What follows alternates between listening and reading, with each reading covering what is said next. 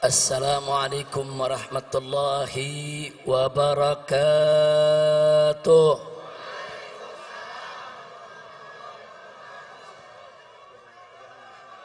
Bismillah walhamdulillah wassalatu wassalamu ala rasulillah wa ala alihi wa sahbihi wa mawalah.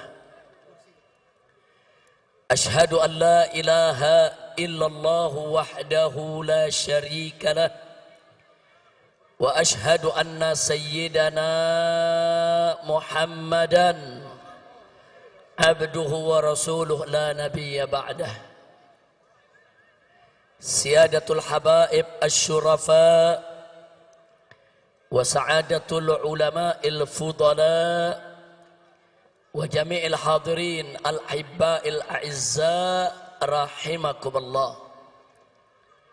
Fi hadhihi al-munasabati as-sa'idah wa bihadha al-ijtima'il mubarak la ansa an usiyakum jami'an wa nafsi bitaqwallah wa bita'ati rasulillahi sallallahu alaihi wa alihi wa sahbihi wa sallam.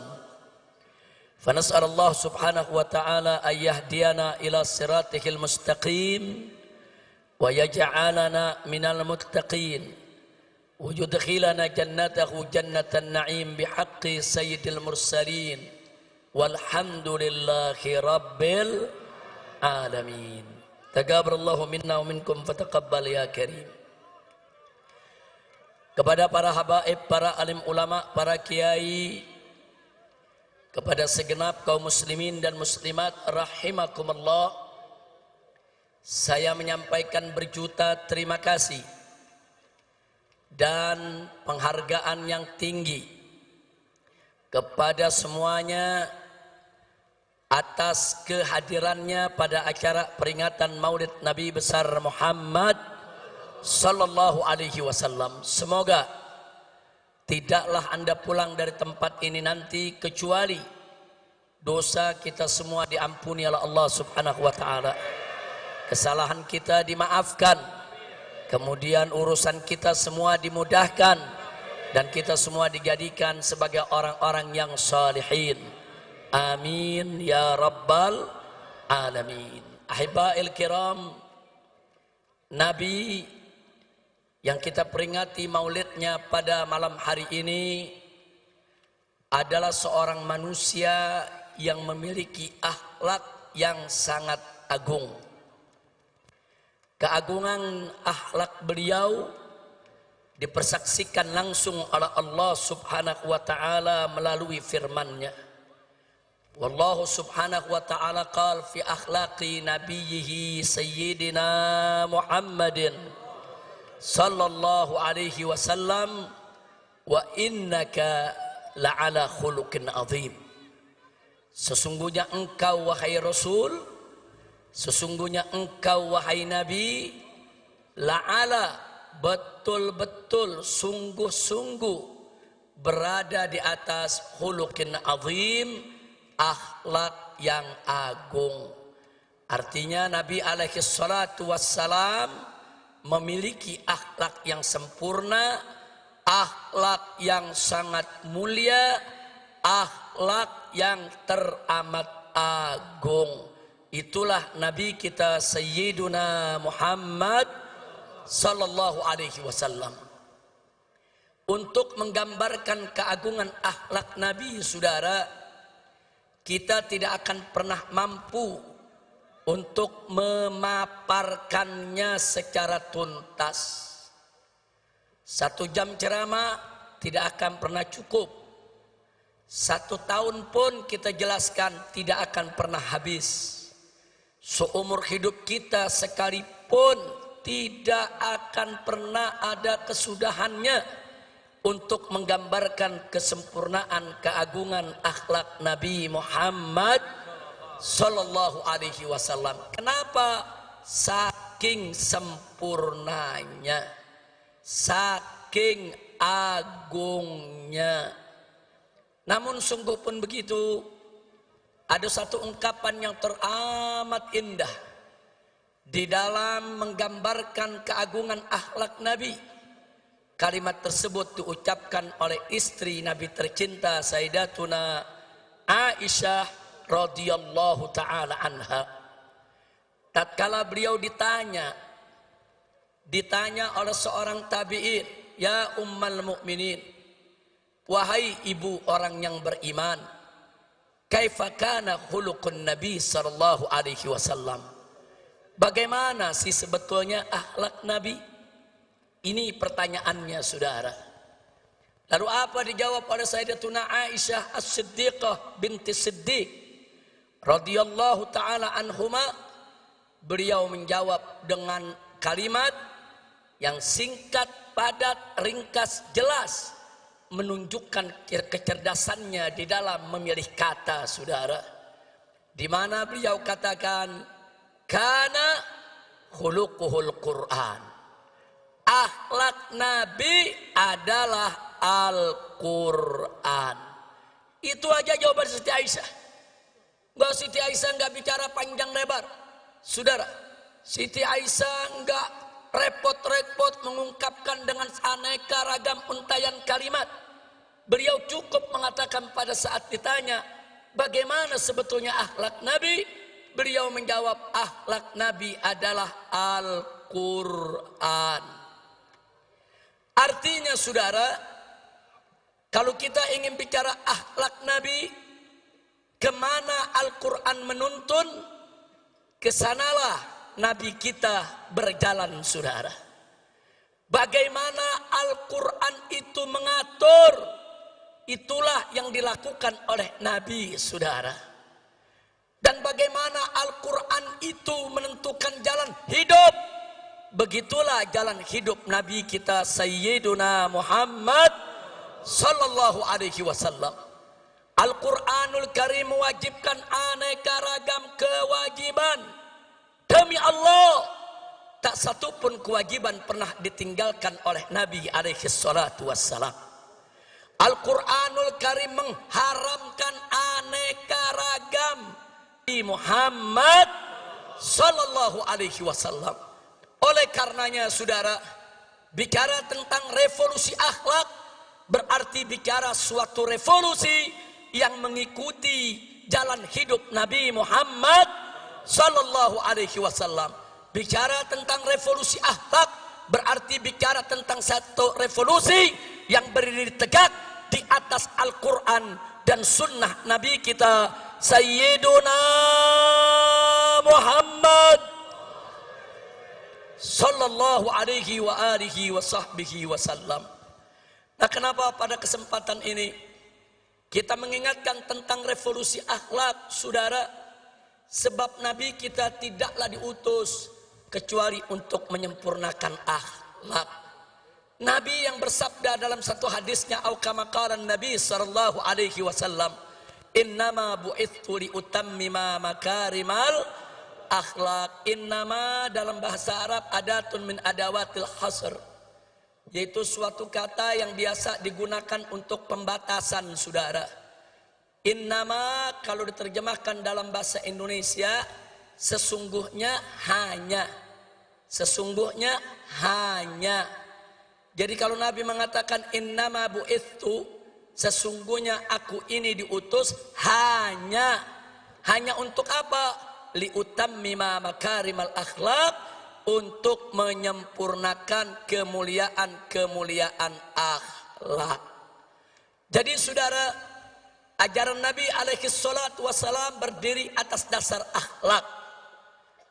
Ajaran Nabi alaihi salatu wassalam baik dalam konteks ibadat maupun muamalat, semua berdiri atas dasar akhlak.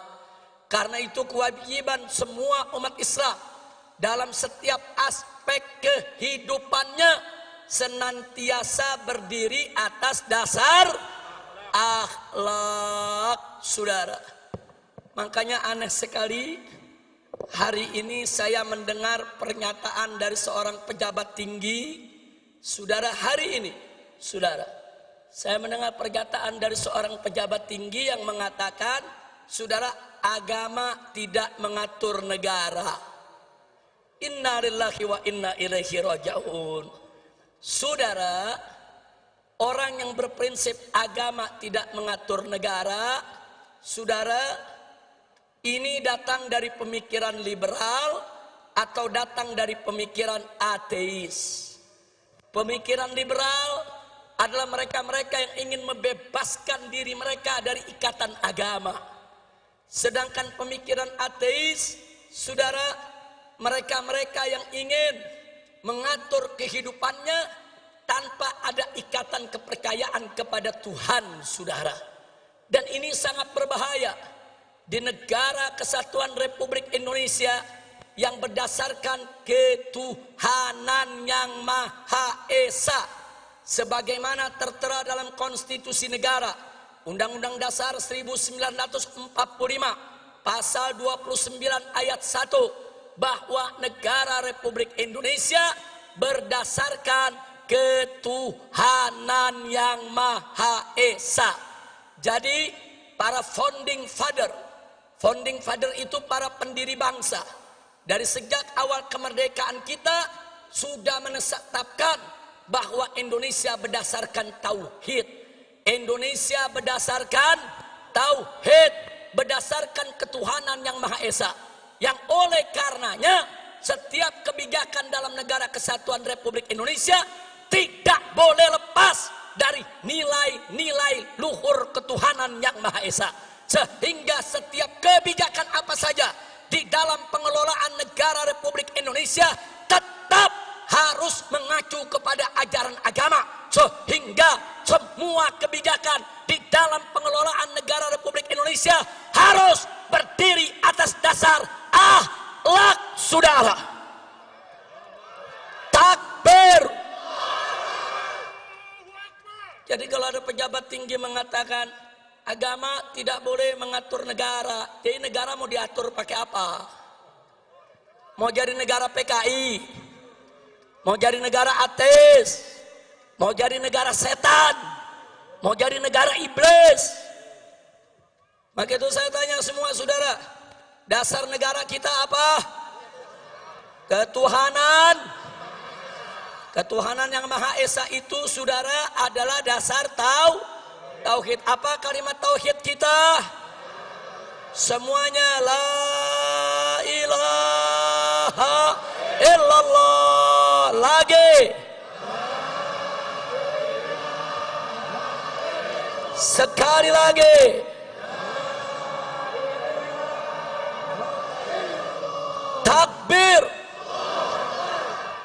Nah, jadi kita mau ingatkan dari mulai presiden dan para menterinya sampai pejabat yang di bawah, ingat, Indonesia adalah negara tauhid. Sekali lagi kita ingatkan kepada mereka, Indonesia adalah negara tauhid, negara berdasarkan ketuhanan yang Maha Esa, sesuai apa yang tertera dalam Undang-Undang Dasar 18 Agustus 1945 pasal 29 ayat 1 yang berbunyi negara Republik Indonesia berdasarkan ketuhanan yang Maha Esa. Jadi kalau kalian ingin menyingkirkan ajaran agama, ingin menyingkirkan aturan agama, ingin menyingkirkan ajaran Islam dari pengelolaan negara, berarti kalian ingin mengangkangi konstitusi, ingin menghancurkan negara ini, dan ingin menghancurkan dasar negara. Betul? Maka itu saya mau tanya, siap jaga ketuhanan yang Maha Esa? Siap jaga negara Republik Indonesia? Takbir. Jadi saya ingatkan kepada semua ya ikhwan, saya nggak peduli siapapun orangnya saudara, mau presiden, mau menteri, mau para jenderal TNI dan Polri, hati-hati kalian. Kalau kalian ingin menyingkirkan ajaran agama dalam pengelolaan negara Republik Indonesia, berarti kalian ingin melawan agama, kalian menantang agama. Demi Allah, kami tidak akan mundur walaupun selangkah, saudara. Takbir. Takbir. Takbir. Nah baiklah, jadi saya mau garis bawahi, ucapan agama tidak boleh ngatur negara, itu ucapan nggak punya akhlak, nggak punya akhlak. Betul? Betul? Pemimpin ngebohong melulu. Punya akhlak gak? Punya akhlak gak? Nggak punya akhlak. Nggak punya. Pemimpin ingkar janji melulu. Punya akhlak gak? Punya akhlak gak? Punya akhlak gak? Habaib ulama dikriminalisasi hanya karena tidak sejalan dengan penguasa. Punya akhlak gak? Kriminalisasi ulama punya akhlak gak? Ayo jawab yang kompak, punya akhlak gak? Ulama dicaci maki, dihina-hina oleh buzzer. Tapi buzzernya nggak ditangkap-tangkap. Punya akhlak gak? Punya akhlak gak? Punya akhlak gak? Ulama yang nggak salah dicari-cari kesalahan. Nggak ada salahnya aja dicari-cari kesalahan. Apalagi kalau ada salah. Saya mau tanya sekali lagi, nyari-nyari kesalahan ulama. Punya akhlak gak? Punya akhlak gak? Nah, saya mau tanya lagi, biar Anda yang putusin semua saudara. Supaya nanti Anda tahu apa yang dimaksud revolusi akhlak. Ada santri dari Pasuruan, saudara. Nyindir presiden, nyindir Kapolri. Langsung ditangkap, dipenjara, diadili, dituntut 4 tahun penjara dan dipenjara 3 tahun, saudara. Sambil dipakein baju tahanan, masuk televisi, polisinya saudara dengan gagah mengatakan, orang ini tidak tahu diri, tidak pantas tinggal di NKRI karena menghina presiden. Baik ya Wan, nggak apa-apa, nggak apa-apa. Taruhlah si santri salah, taruh si santri salah.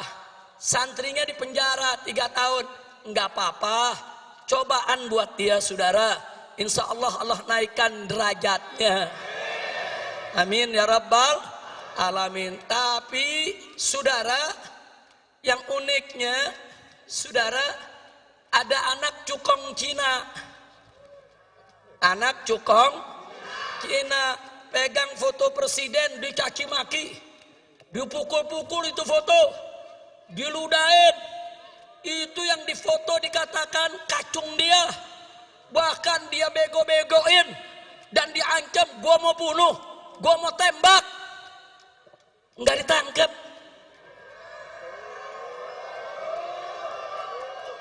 Saya tanya, punya akhlak gak? Ini negara saudara yang mimpin. Coba lihat, giliran santri penjara 3 tahun, giliran anak cukong Cina dibebasin.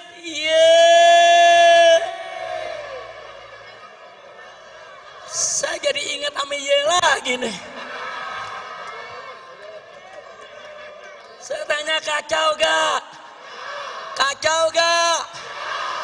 Santri nyindir presiden penjara 3 tahun.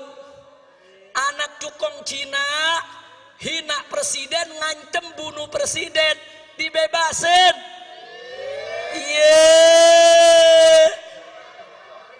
Ada akhlak gak? Ada akhlak gak? Ada akhlak gak? Nah, yang begini wajib gak direvolusi? Wajib gak direvolusi? Wajib tidak direvolusi? Takbir. Saudara, saya cuma mau tanya doang. Saya ajukan beberapa hal, Anda yang jawab akhlak apa enggak, begitu doang. Enggak, saya bukan lagi ceramah, cuma nanya.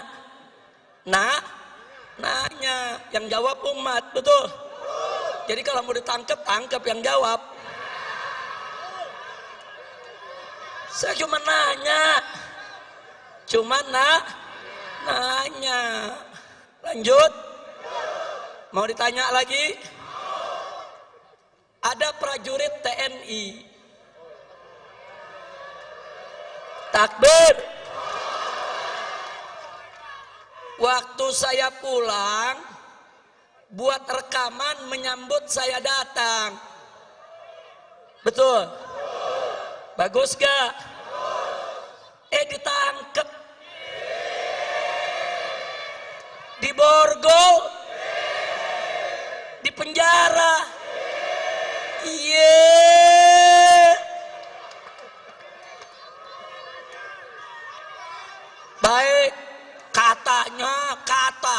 katanya melanggar disiplin militer. Katanya tidak sesuai sabta marga. Unyil. Saya kenapa di sini jadi ingat unyil lagi ya? Udah lama lupa Beb. Udah 3 tahun setengah nggak ceramah. Ingat unyil, ingat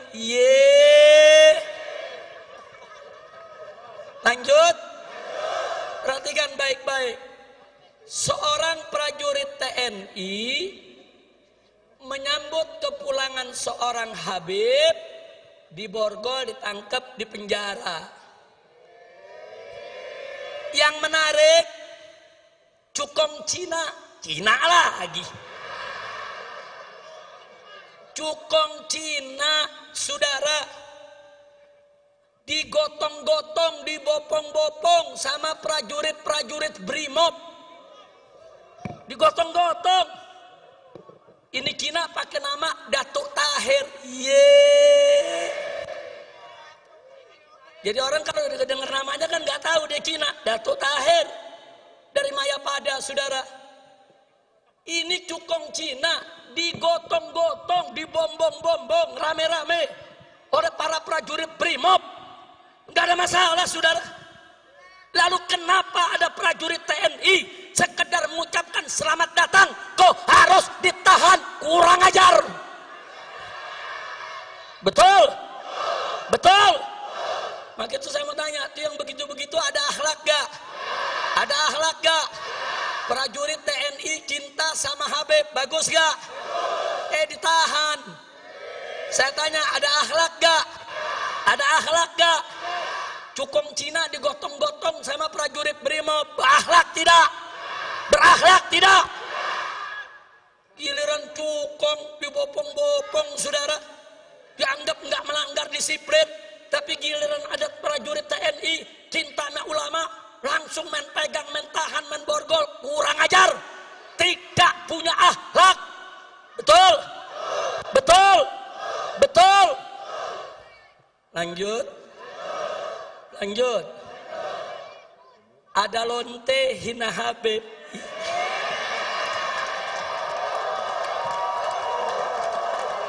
Pusing. Sampai lonte ikut-ikutan ngomong.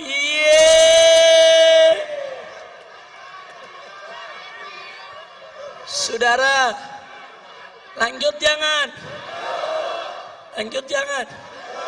Ya lu jangan berisik dong. Saya nggak marah, cuman ada umat yang marah, ngancem mengepung lonte. Polisi kalang kabut jagain lonte, iya.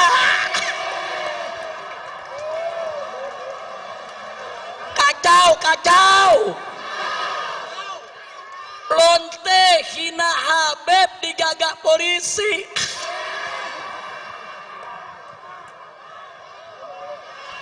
Kacau tidak? Musinya lonte yang hina Habib, hina ulama, tangkap, bukan dijagain. Polisi jawab, tapi ada ancaman Habib, maka lu tangkap. Betul? Ditangkap enggak? Dijagain. Jangan-jangan minta jatah kali.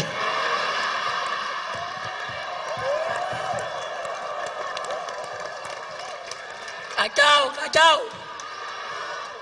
Saya ngelihat begini sakit jadi baik. Mudah-mudahan gak sakit lagi dah. Amin. Udah dah, jangan diterusin dah. Udah biarin lonte, biar rame lonte aja dah ngomongnya. Kira-kira jelas gak? Lanjut. Saudara, Indonesia bikin undang-undang namanya Omnibus Law. Undang-undang apa? Omnibus Law. Niatnya sih bagus, katanya untuk mempermudah dan memperlancar dunia usaha, katanya.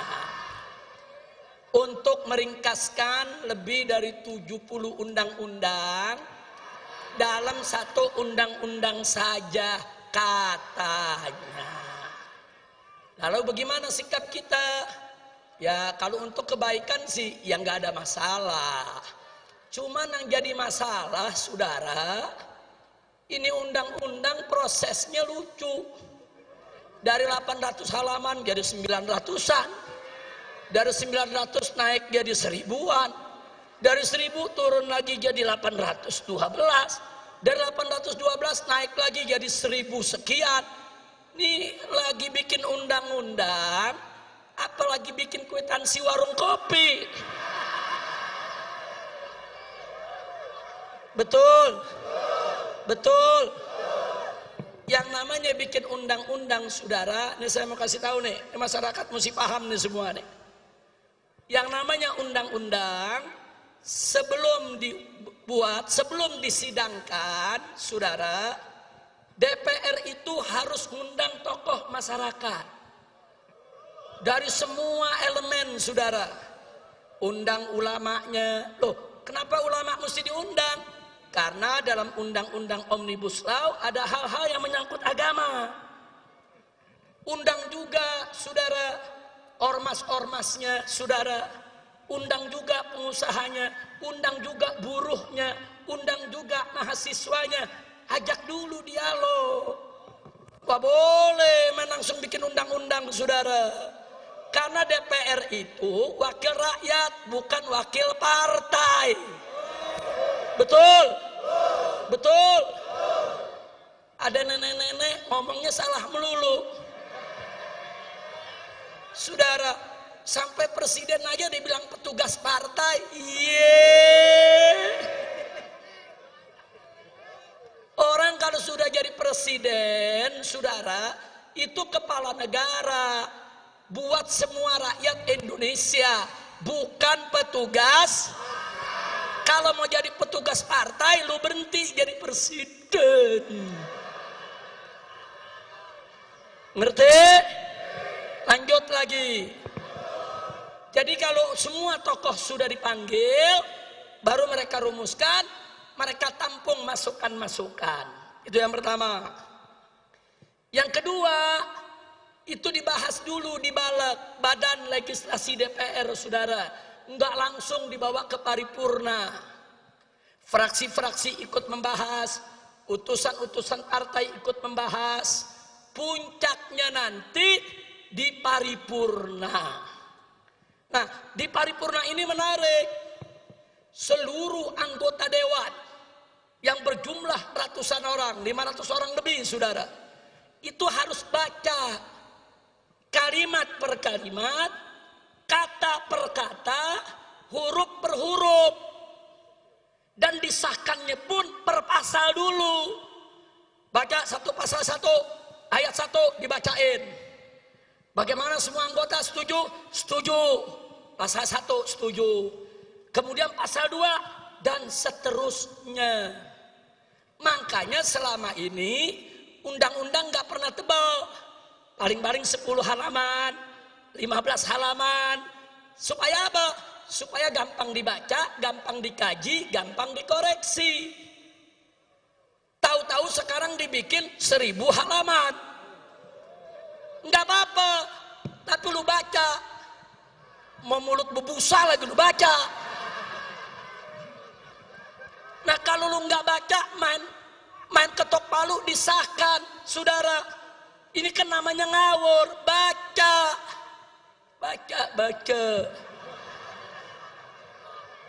Ada yang jawab, Habib, kalau dibaca 1000 halaman bisa berhari-hari baru selesai. Yang suruh buat 1000 halaman siapa? Goblok. Betul? Lu mau bikin 1000 halaman boleh. Tapi baca.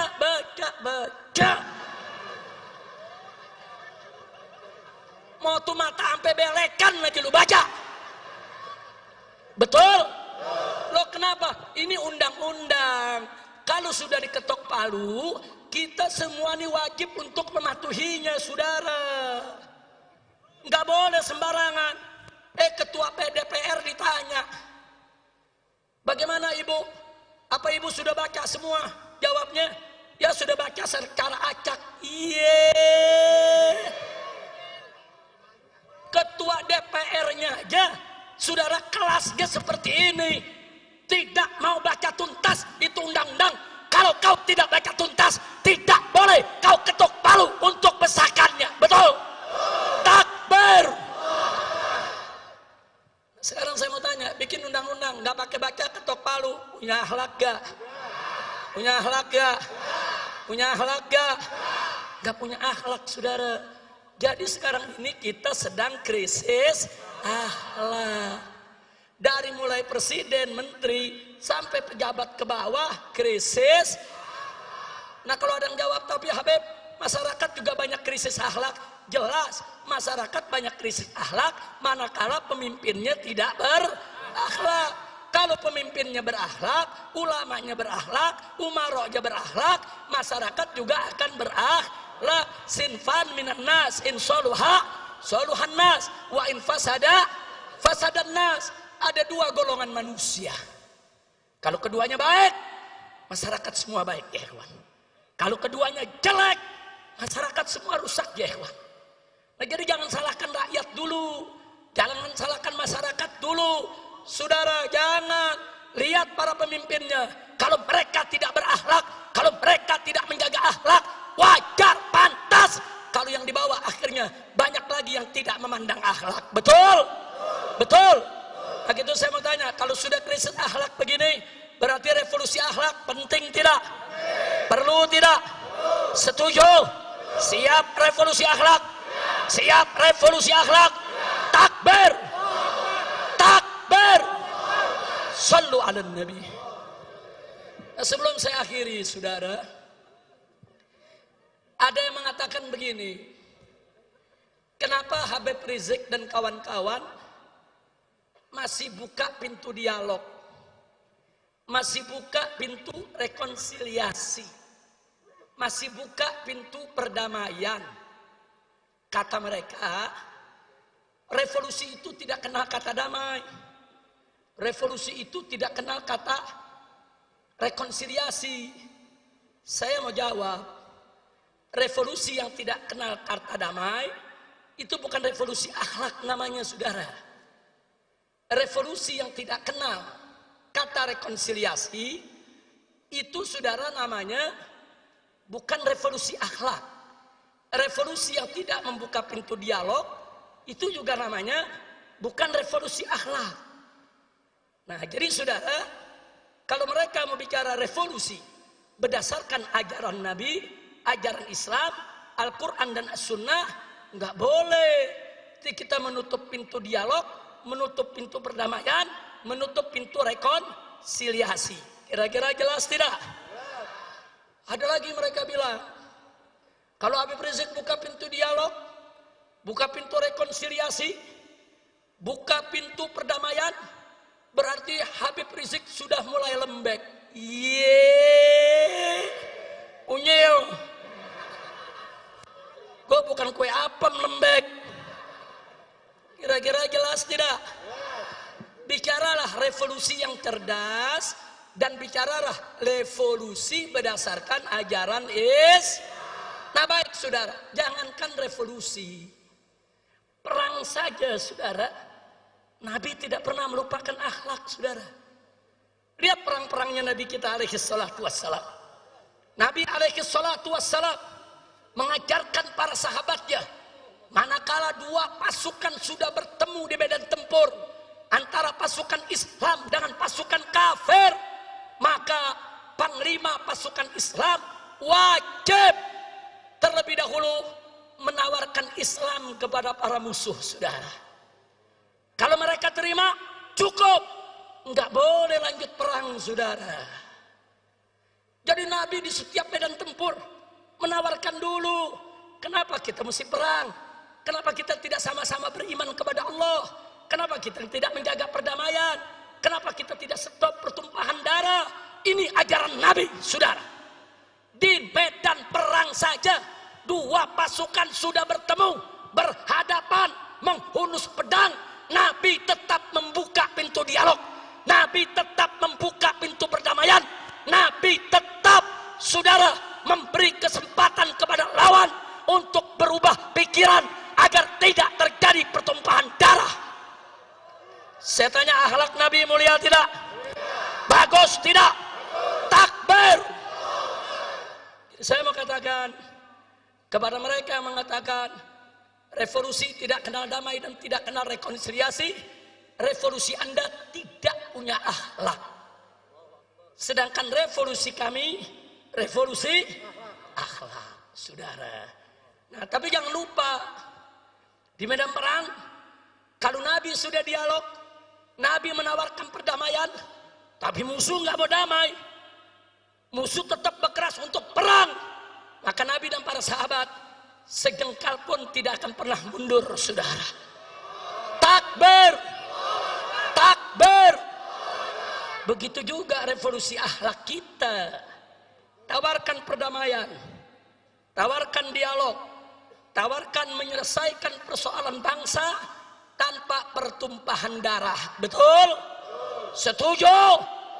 Tapi kalau ternyata mereka tidak mau, terus menerus berbuat zalim, terus menerus menindas rakyat, terus menerus merusak bangsa dan negara, terus menerus mengkriminalisasi ulama, terus menerus memang ingin menumpahkan darah, maka apa boleh buat, dari revolusi akhlak bisa berubah menjadi jihad fisabilillah, saudara.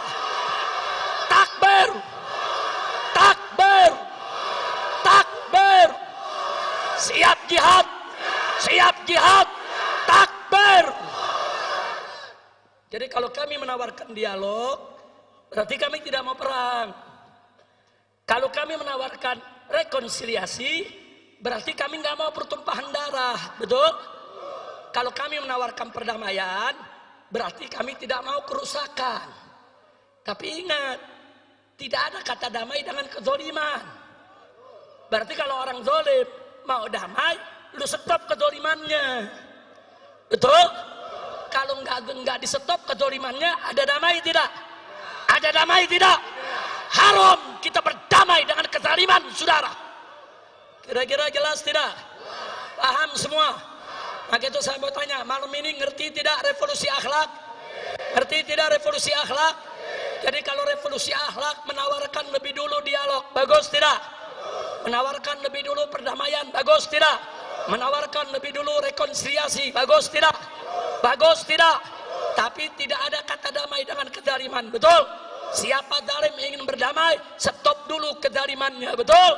Takbir.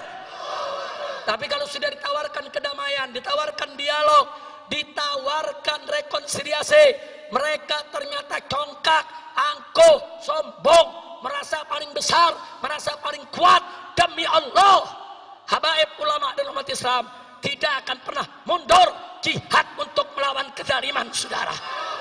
Takbir. Sallu ala nabi. Nah, maka itu saudara, akhirnya saya kabarkan insya Allah, setelah nanti saya istirahat beberapa hari agar kondisi betul-betul fit, saudara, saya dengan pengurus DPP FPI akan keliling Indonesia. Kita akan datangi setiap provinsi, kita ajak semua umat, dan kita akan melakukan koordinasi dan konsolidasi untuk revolusi akhlak. Setuju tidak? Setuju tidak? Jadi jangan coba-coba ada pihak yang menghalangi tabligh akbar kami, yang menghalangi yaitu daripada konsolidasi kami. Karena kali ini kami tidak akan pernah tolerir siapapun yang coba-coba menghalangi tabligh dan pengajian umat Islam. Betul? Betul? Siap jaga tabligh akbar, siap bela tabligh akbar, siap jaga pesantren para kiai, siap jaga majelis-majelis para habaib. Takbir. Kita akan keliling, kita akan sowan kepada para habaib, para ulama, para tokoh umat Islam di berbagai daerah, saudara, untuk memantapkan langkah dalam rangka revolusi akhlak. Karena kita tidak bisa melakukan revolusi akhlak, saudara, kalau tidak mendapat dukungan para habaib, para ulama, para kiai, dan umat Islam di berbagai daerah. Itu yang pertama. Yang kedua, jangan pernah berpikir revolusi akhlak kita memakai senjata untuk perang. Tidak.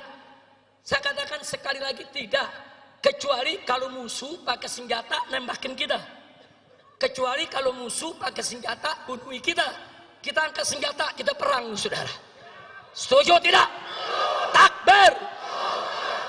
Tapi kalau musuh menghancurkan kita dengan kata, maka kita akan jawab juga dengan kata. Kalau musuh mau menghancurkan kita dengan ekonomi, maka yuk sama-sama kita lakukan gerakan ekonomi umat Islam. Saudara, kalau umat Islam bersatu dalam ekonomi, saudara, itu naga-naga akan jadi cacing-cacing. Setuju tidak? Setuju tidak? Ini revolusi termasuk yang akan kita jalankan, saudara. Di mana akhlak kita? Kalau hanya belanja kepada orang kafir, sementara warung-warung umat Islam kita tinggalkan. Betul? Betul? Saya mau tanya, kita belanja ke warung orang kafir, warung umat Islam kita tinggal, berakhlak tidak? Berakhlak tidak? Nah, jadi mulai saat ini, saudara, saya mengajak semua, ayo belanja sesama umat Islam. Ayo belanja ke warung-warung tetangga, saudara. Ayo, dan jangan main riba, saudara. Karena naga-naga kafir tersebut, kekayaan mereka dari hasil riba. Mereka kumpulkan uang kita, mereka ribakan. Jadi mulai saat ini, tinggalkan riba. Karena riba ini kalau kita tidak tinggalkan, ada ancaman dari Allah. Allah berfirman, fa'dzanu biharbin minallahi wa rasulih. Umumkan, kata Allah, perang dari Allah dan Rasulnya. Allah dan Rasulnya memerangi pemakan riba, pemain riba, saudara, penyembah riba. Maka itu jauhkan dari hidup kita persoalan-persoalan riba, saudara. Insya Allah nanti dalam waktu dekat, saudara, insya Allah kita akan paparkan kepada umat langkah-langkah revolusi akhlak apa yang harus kita lakukan bersama. Setuju tidak? Setuju tidak? Tapi jangan lupa, sebelum kita bicara revolusi akhlak di bidang muamalat, kita harus terlebih dahulu revolusi akhlak di bidang ibadat.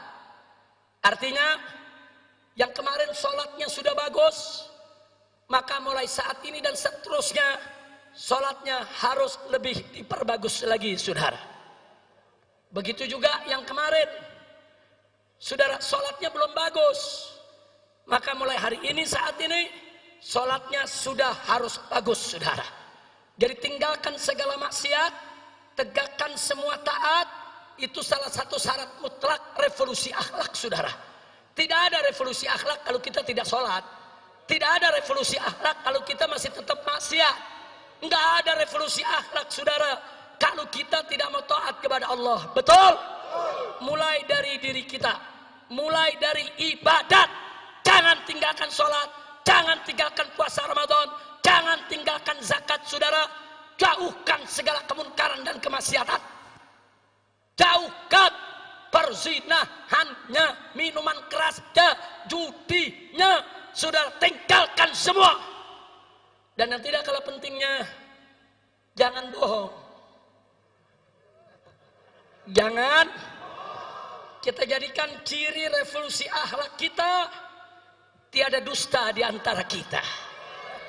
Takbir, takbir. Siap jujur, siap amanat, siap tidak ingkar janji. Takbir. Nabi bersabda dalam hadisnya, saudara, ayatul munafik salah. Ciri orang munafik itu ada 3. Pertama, idza haddatsa kadzaba. Kalau berkata, dia dusta. Yang kedua, idza wa'ada akhlafa. Kalau berjanji, dia ingkari, saudara. Yang ketiga, saudara, Wa idza tumina, kalau dia diberikan amanat, khana, dia khianat. Ini kata Nabi ciri Siapa yang bilang? Siapa yang bilang? Siapa yang bilang? Sekarang saya mau tanya saudara, di Indonesia ada gak yang bicara dusta? Ada gak? Banyak. Serem banget banyak. Ada gak? Ada gak? Yang kalau janji diingkari, ada gak? Ada gak? Dikasih amanat dia khianat, ada gak? Itu namanya apa? Itu namanya apa? Siapa yang bilang? Siapa yang bilang? Siapa yang bilang? Nah, sekarang kita bicara khusus pejabat. Ada gak pejabat yang kalau ngomong bohong? Ada gak? Ada gak? Yang kalau janji diingkari, ada gak? Kalau dikasih amanat khianat, ada gak? Itu namanya apa? Itu namanya apa? Siapa yang bilang? Siapa yang bilang? Siapa yang bilang? Ada yang tersinggung gak? Ya kalau dia tersinggung sama Nabi sudah. Na'udzubillah min dzalik. Nah ini yang perlu kita revolusi. Nah baiklah ya kawan. Saya rasa malam hari ini saudara, saya tidak ingin berpanjang lebar lagi. Saya harus jaga betul stamina saya. Tapi saya amanatkan kepada anda semua, sebagaimana tadi kita amanatkan, dalam keadaan wabah seperti ini, pandai-pandailah kita jaga kesehatan. Betul? Betul? Nah, kita jaga. Hari ini sebetulnya pengennya kita saudara, ini yang duduk berjarak semeter. Panitia jawab, boro-boro yang duduk, Habib lagi dapat tempat duduk susah. Sebetulnya pengennya duduk 1 meter. Tapi saya tanya, ada lagi yang jawab jamaah, boro-boro semeter, Beb, ini duduk pantat sebelah. Tapi nggak apa-apa, ini namanya antusias umat. Betul? Mudah-mudahan kita dijauhkan dari penyakit. Allah angkat ini wabah corona. Allah angkat wabah corona. Allah angkat wabah corona. Amin ya rabbal alamin. Nah kemudian terakhir, jangan lupa semua tetap harus ikut komando para habaib dan ulama. Setuju? Setuju? Takbir. Maaf saudara, pemerintah saat ini banyak ingkar janji, banyak berkata bohong, dan banyak melakukan khianat terhadap amanat. Betul? Bahkan maaf, DPR RI tidak terkecuali. Mereka tidak lagi mewakili rakyat, tapi mereka lebih banyak mewakili oligarki para konglomerat. Betul? Betul? Maka itu sekarang kesian nasib bangsa Indonesia, saudara. Kesian, pemerintah tidak peduli lagi pada rakyatnya. DPR tidak peduli lagi pada rakyatnya. Tapi jangan khawatir, habaib dan ulama tidak akan pernah meninggalkan umat, saudara. Betul? Siap ikut habaib, siap ikut ulama. Takbir. Dan catat baik-baik, saudara. Sebelum NKRI lahir, sebelum negara ini merdeka, saudara, para habaib, para ulama, para kiai, para santri, merekalah yang bahu-membahu melawan para penjajah, saudara. Sekali lagi, saat itu tentara belum ada, polisi belum lahir, saudara. Tapi para kiai, para habaib, para pesantren dengan setia menjaga rakyat, menjaga umat, membela bangsa, membela negara, mengusir penjajah sehingga kita merdeka, saudara. Tahu-tahu sekarang ada bangsa sendiri yang mau jajah kita. Tentara Belanda, tentara Inggris, saudara, tentara Jepang diusir sama rakyat karena menindas. Betul? Betul? Apalagi Londo Ireng. Tahu Londo Ireng? Tahu Londo Ireng? Belanda hitam. Belanda. Saya mau tanya saudara, sama Belanda aja kita nggak takut, sama Londo Ireng takut gak? Takut gak? Maka itu sekali lagi, siap sekali lagi kita merebut kemerdekaan? Siap sekali lagi kita merebut kemerdekaan? Jadi kalau pemerintah tidak bertobat, DPR tidak bertobat, tidak mau diajak revolusi akhlak, sudah saatnya umat akan melakukan jihad untuk kembali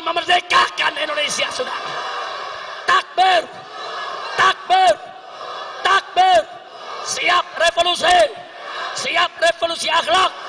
Ayo, ayo, ayo revolusi.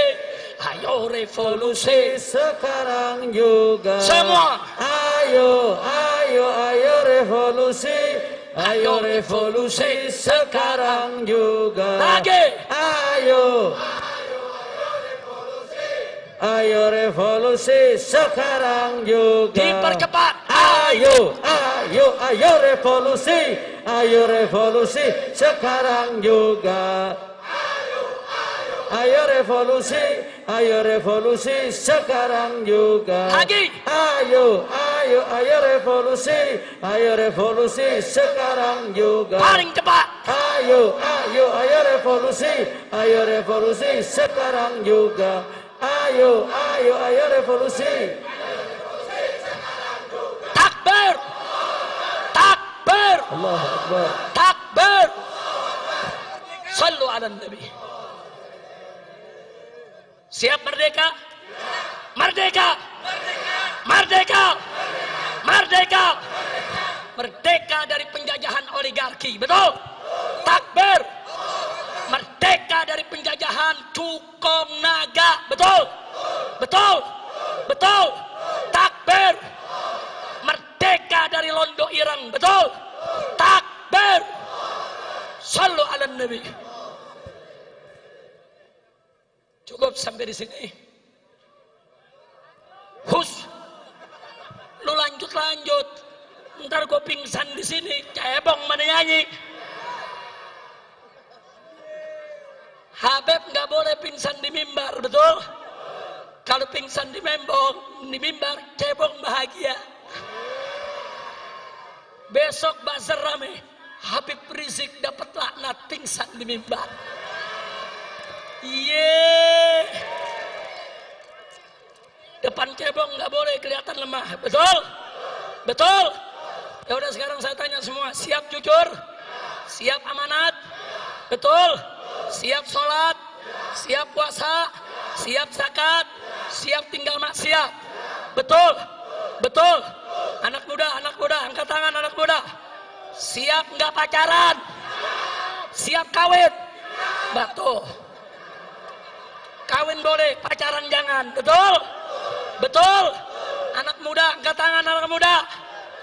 Siap tidak pacaran? Betul? Siap kawin? Takbir? Pokoknya segala maksiat kita tinggal. Betul? Setuju? Setuju? Takbir? Nah, ini yang saya mau sampaikan, saudara. Mudah-mudahan bermanfaat untuk kita semua. Sekarang baca surat Al-Fatihah, kita niatkan. Bibarkatil Fatihah, agar para umar kita dapat taufik dan hidayah, sehingga mereka bisa memimpin negara dengan adil dan amanat.